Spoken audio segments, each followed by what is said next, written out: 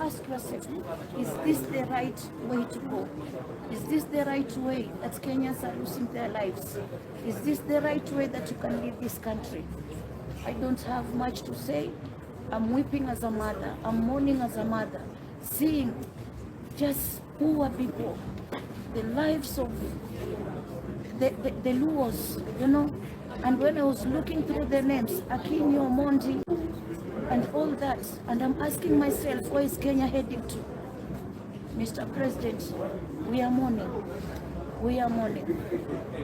I might have this opportunity to say them something, but there are those so many people outside there who would love to send you a message, but they cannot. They are sending it to the Almighty God. Think twice.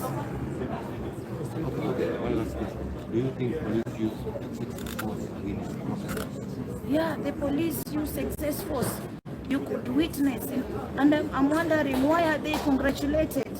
This is why I'm even crying even more. Why are they being congratulated? They are killing their own people. The brutality is just too much. Where are we heading to as a nation? Where are we heading to? I'm crying as a mother of this nation. This was not supposed to happen. It was supposed to be a very peaceful demonstration.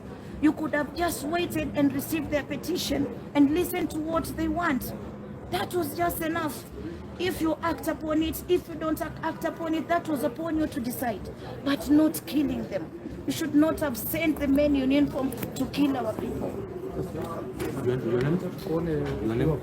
name? I'm not a representative of Mnyama. Okay.